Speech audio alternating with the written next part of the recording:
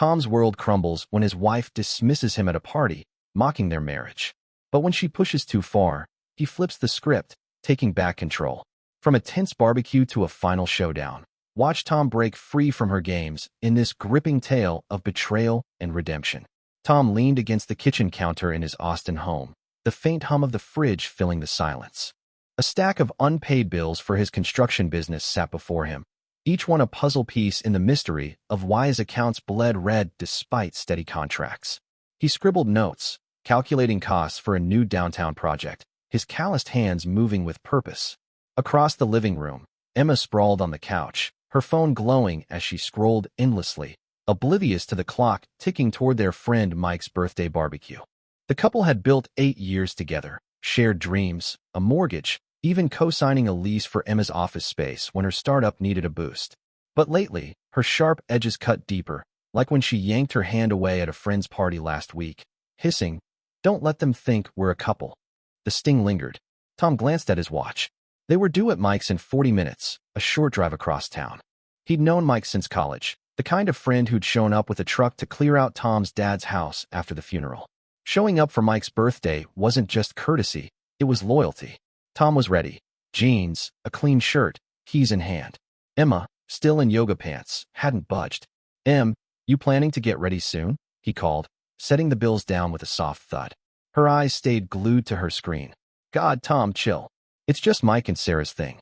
Not like we're meeting the governor." Her tone carried that familiar bite, dismissing his effort as if it were a chore. Tom's jaw tightened. Mike wasn't just a friend.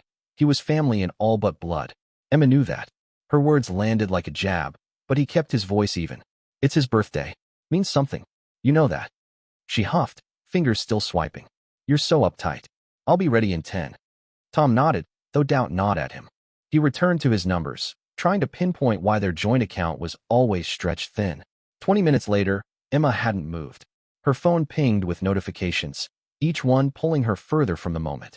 Tom stood, grabbing his jacket. "You coming or not?" Her head snapped up, eyebrows arched.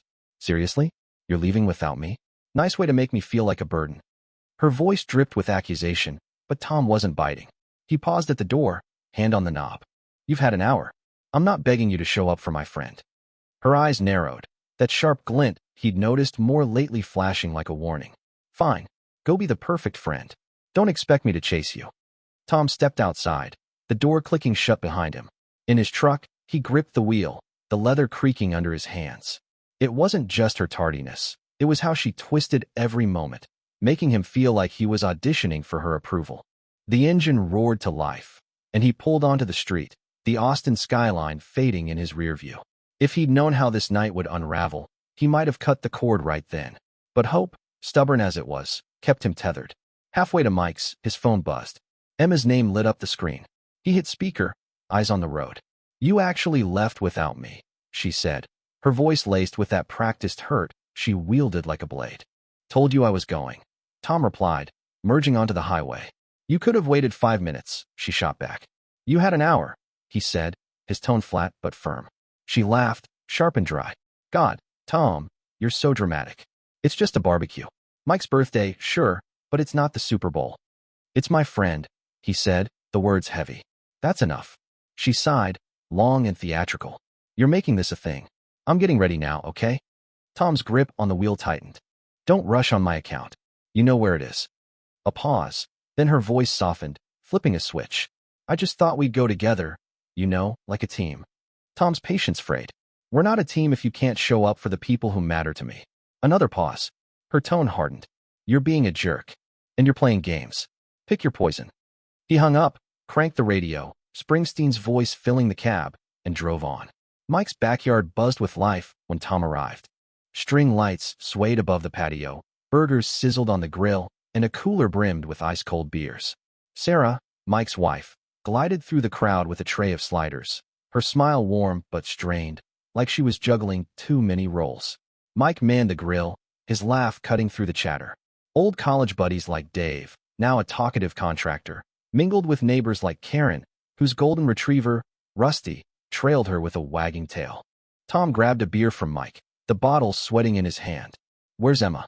Mike asked, flipping a burger. "Running late," Tom said, popping the cap. Usual story. Mike grinned, but his eyes were sharp. She's got you on a tight leash, huh? Tom took a swig, the cold bitterness grounding him. She tries. Dave bounded over, mid-rant about lumber prices spiking 30%. You feeling that pinch, man? He asked. Tom nodded, half listening, his eyes scanning the yard for Emma. An hour passed. No sign of her. No text since their call. He wasn't chasing her, not tonight. Then, heels clicked on the patio. Emma swept in, a vision in a fitted dress, her presence pulling every eye like a magnet. She waved at Tom, then glided to Sarah, laughing as if she'd been there all along. Tom stayed put, his beer bottle cool against his palm. Mike nudged him. You good? Tom's jaw clenched. Just watching the show? Emma worked the crowd, wine glass in hand, telling a story about a Chicago work trip, her voice carrying. She hadn't glanced his way once. Karen sidled up, Rusty at her heels. She's in her element, huh? Karen said, her tone dry. Always knows how to steal the spotlight. Yeah, Tom muttered. Never misses a chance. Karen's voice dropped. You okay with that? I've seen her do this a lot lately. Rusty and I notice her strutting, but you're the one holding it together. Tom shrugged, not ready to spill. Here for Mike, not her. The night wore on, and Emma's laughter grew louder, her stories more animated. Tom stayed by the grill, the heat and sizzle keeping him steady. He wasn't sure how much longer he could play along with her games, but for now, he'd show up, for Mike, for himself, and for the life he was still fighting to keep intact. The Austin night pulsed with energy at Mike's barbecue, the air thick with the scent of grilled meat and the hum of conversation. Tom stood by the cooler, nursing a second beer, its cold bite a small anchor against the churn in his gut. Emma had swept into the party an hour late, commanding attention with her easy charm, her laughter slicing through the crowd's chatter. She hadn't acknowledged Tom since her arrival, instead flitting between groups, her wine glass catching the glow of the string lights.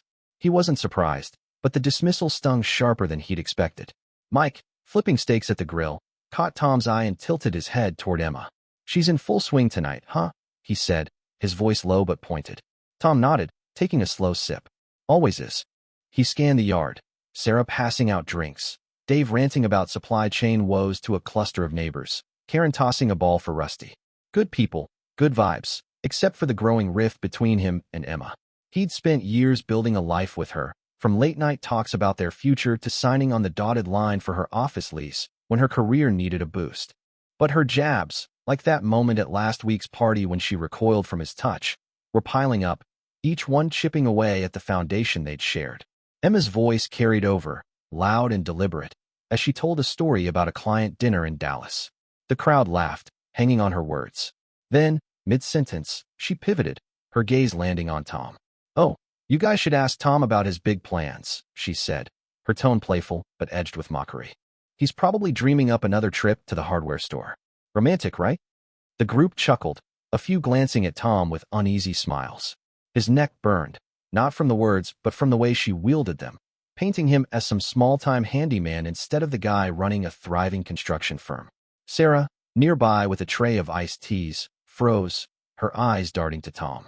Dave coughed, trying to shift the mood. Hey, Tom's killing it with those downtown projects, he said, but Emma waved it off. Sure, if you call hammering nails all day killing it. More laughter, sharper now. Tom set his beer down, the bottle clinking against the cooler. He stepped forward, voice steady but loud enough to carry. Actually, just wrapped a commercial build on 6th Street. 10 floors, on time, under budget. Keeps me busy enough. The crowd quieted, a few nodding approvingly. Emma's smile tightened, but she recovered fast, raising her glass. To Tom, the construction king. Her tone was light, but her eyes flashed with irritation. Mike nudged Tom, handing him a spatula. Help me with these burgers, man. Tom took it, grateful for the distraction, the sizzle of meat grounding him. Sarah joined them, her voice low. She's been like this all month, Tom. Those little digs, it's not right. Tom flipped a burger, the heat warming his hands. I'm handling it, he said, though he wasn't sure how much longer he could. The night dragged on, Emma holding court while Tom stayed by the grill, trading small talk with Mike and Dave. He didn't chase her attention. Not anymore. A week later, the tension followed them to Emma's company party at a sleek downtown venue. All glass walls and pulsing music. Tom was there at her request. She'd said it would look good for her team to see them together. He mingled, shaking hands with her colleagues, his blazer feeling stiff compared to his usual work boots. Emma was across the room, laughing with a guy in a tailored suit, her hand brushing his arm. Tom didn't care about the flirtation. It was her act, treating him like a prop, that grated. He chatted with Rachel, a co-worker of Emma's, who asked about his latest project, a mixed-use complex on Congress Avenue. Sounds intense, Rachel said, genuine curiosity in her voice. How do you manage the stress? Keep moving forward, Tom said, appreciating the normalcy. Then Emma swooped in, wine glass in hand. Oh, Tom's always got a project. Our garage is practically a tool warehouse. Rachel's smile faltered, sensing the barb. Tom met Emma's gaze. Funny, I didn't know my work was a punchline. Emma rolled her eyes. Lighten up, Tom. It's a party.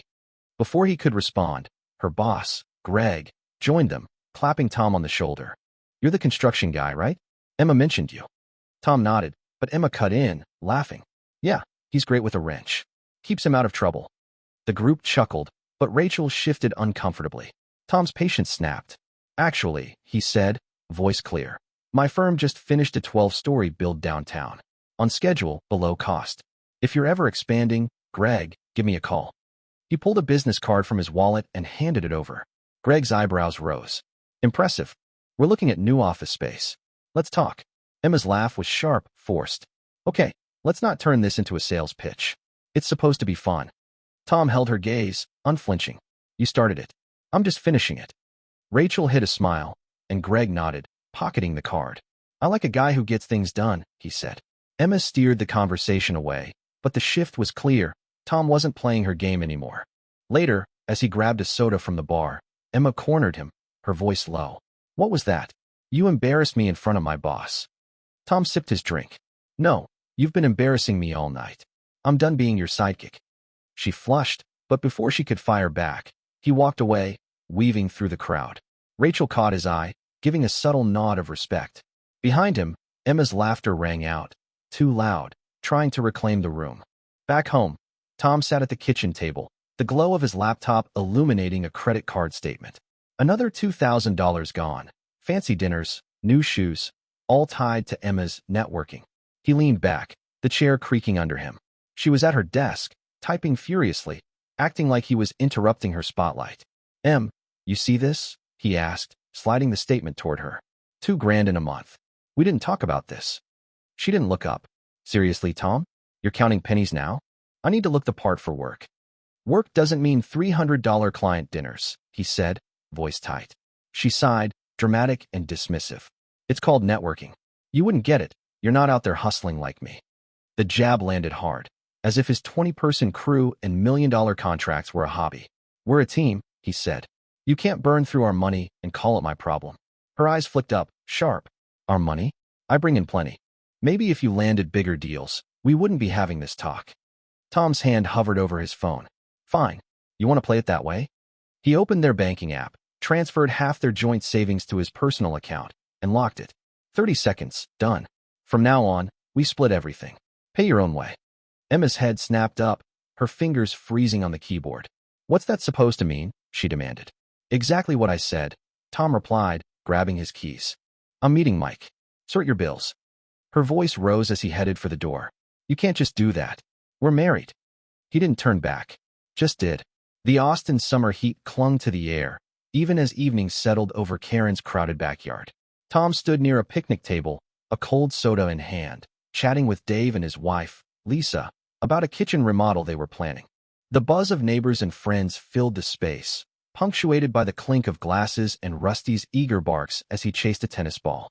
Tom had come reluctantly, nudged by Emma's insistence that skipping their neighbor's gathering would raise eyebrows. He wasn't here to play happy couple, though. Their marriage was fracturing, separate bedrooms, split finances, and a growing distance he no longer fought to close. 8 years of shared history felt like a weight he was ready to shed. Emma moved through the crowd like she owned it, her wine glass tilting as she laughed with a group by the patio. Her ease grated on Tom, not because she shone, but because she used it to dim him. He focused on Dave's question about countertop materials, offering practical advice, when Emma's voice cut through, sharp and syrupy. Tom, come meet Brian. He crossed the lawn, nodding to Brian, a finance guy with a firm handshake. Emma was telling me about your business, Brian said. Sounds like you're crushing it. Before Tom could respond, Emma jumped in, her laugh high and biting. Oh, he's always tinkering. Fixing leaky pipes, saving the day with a screwdriver. The group chuckled, but Lisa's brow furrowed, catching the edge in Emma's tone. Brian shifted, unsure. Tom kept his voice even. Actually, just landed a contract for a new office complex on Lamar. Keeps the crew busy. Brian nodded, impressed. You hiring? Tom shrugged. Depends on the job. Let me know what you need. Emma's smile wavered, but she leaned closer, her hand brushing Tom's arm, a gesture that felt rehearsed. Out of habit, he reached to guide her through the thickening crowd, a reflex from years of navigating parties together. She pulled back sharply, her voice carrying. Don't start, Tom. It's not like anyone here thinks we're a thing. The words landed like a slap, silencing nearby conversations. Lisa's mouth tightened. Steve, Karen's husband, paused mid-pour, his eyes flicking to Emma. Brian tried to defuse, laughing nervously. Hey, let's keep it chill, right? Just having fun. Karen, weaving through with a tray of snacks, stopped short. Her voice was dry, cutting. Fun's supposed to lift people up, not tear them down. Emma's laugh was forced, her face a mask of composure. Wow, everyone's so serious tonight. It's just a joke. Tom set his soda down, the can clinking on the table. He stepped closer, his voice low but clear enough for the group to hear. As of now, they definitely won't think it. He turned, walking toward the porch without haste, his pulse steady. He was done with her games, done with being her punchline. Karen followed him outside, Rusty trotting behind, his leash dragging. You okay?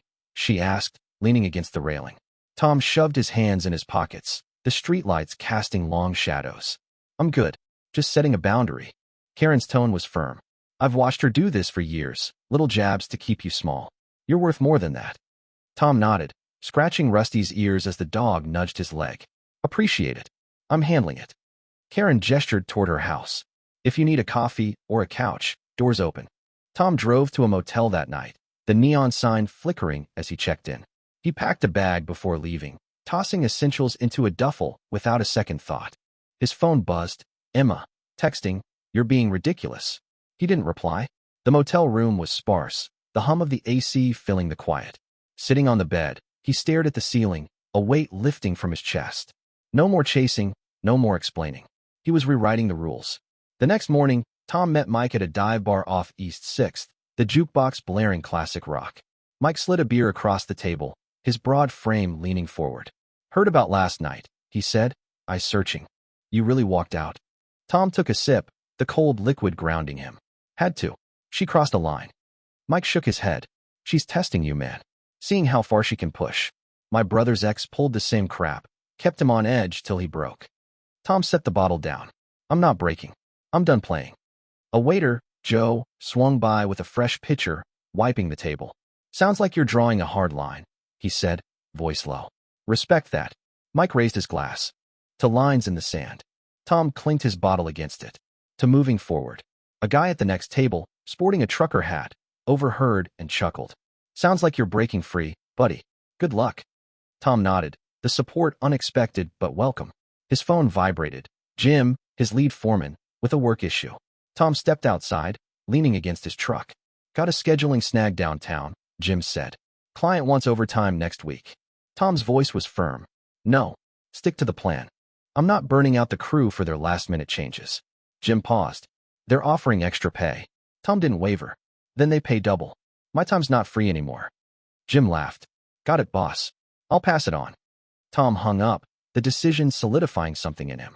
He wasn't just setting boundaries with Emma. He was reclaiming control everywhere. Back inside, Mike leaned forward. You sure about this? Splitting everything, moving out, it's a big step. Tom's gaze was steady. I'm not begging for respect. If she wants to run the show, she can do it solo. Mike sipped his beer, thoughtful. Just watch her. She won't like losing the reins. My brother's ex tried dragging him back with guilt trips. Didn't work. Tom nodded, the warning sinking in.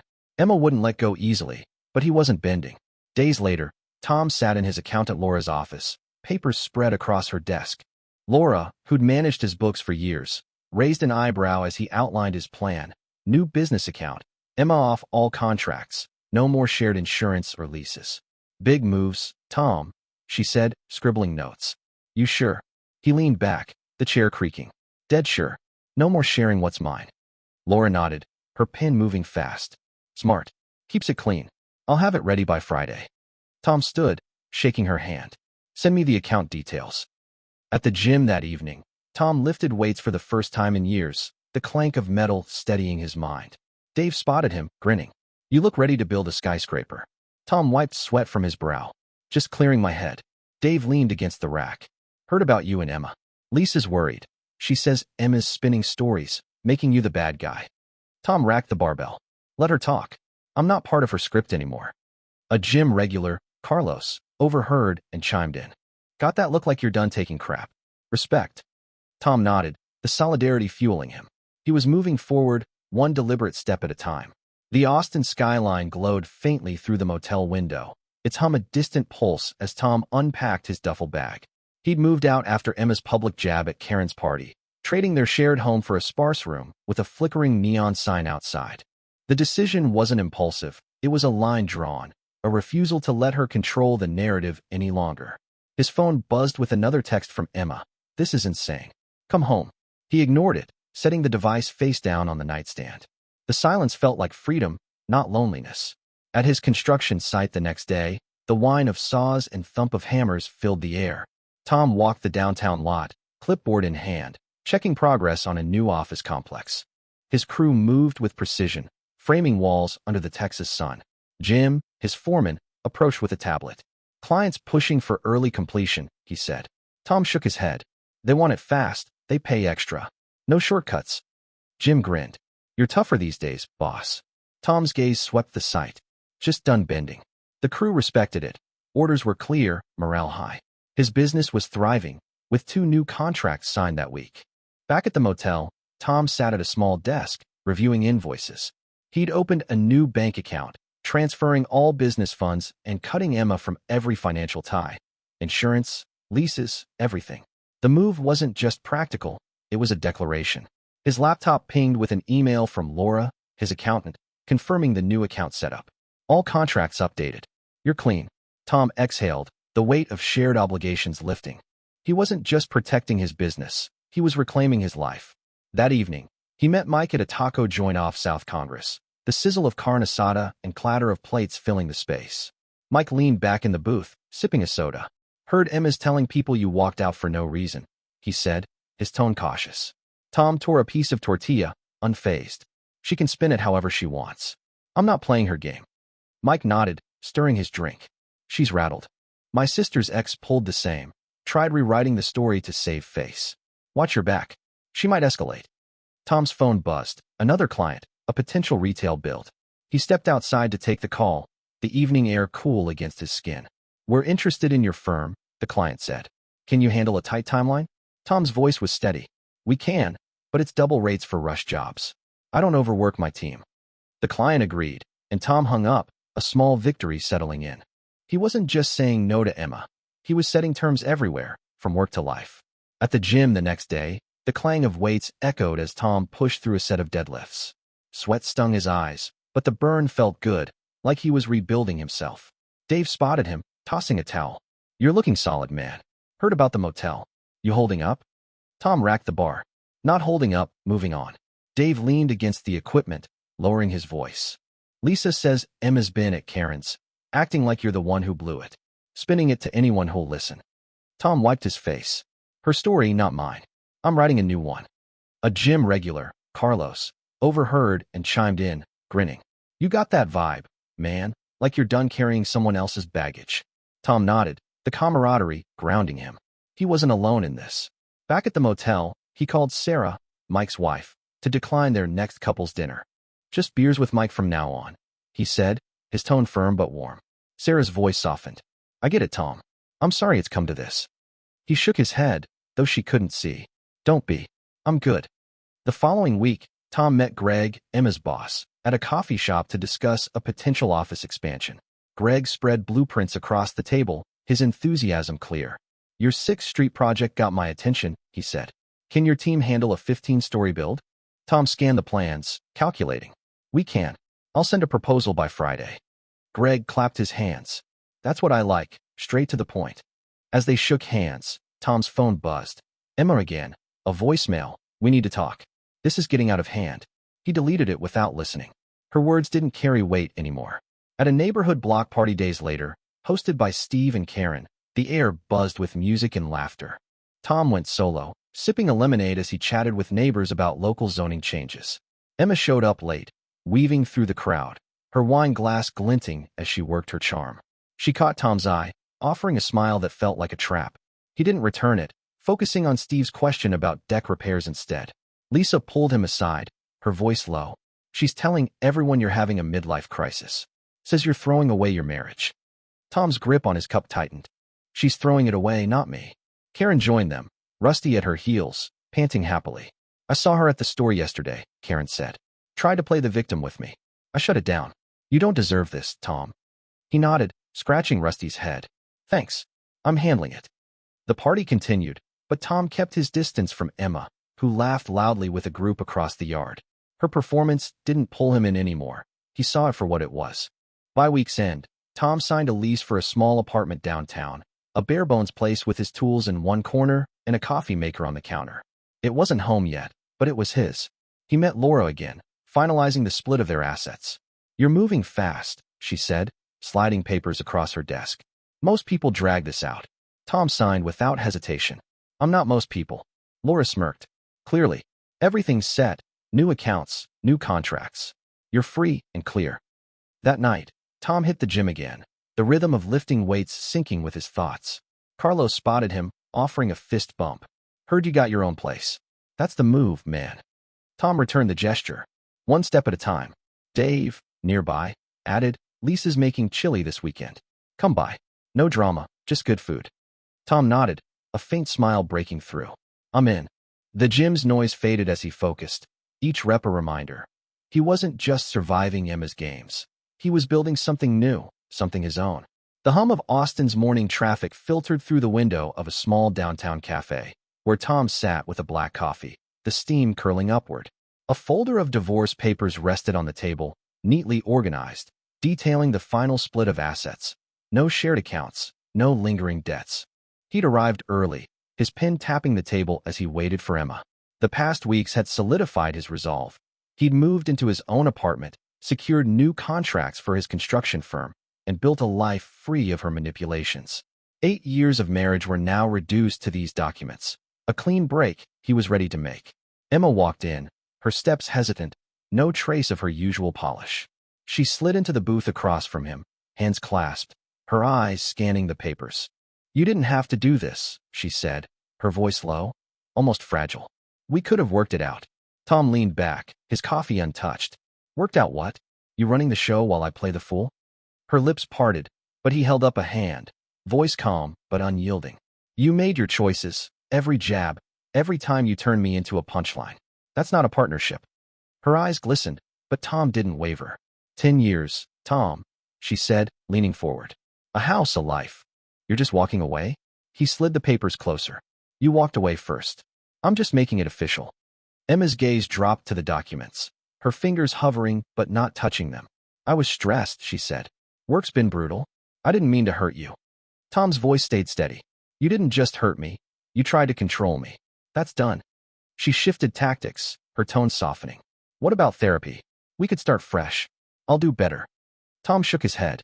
It's not about better. It's about respect. You don't have that to give. Her face tightened, a flash of anger breaking through. You'll regret this. You think you'll find someone who puts up with your stubbornness?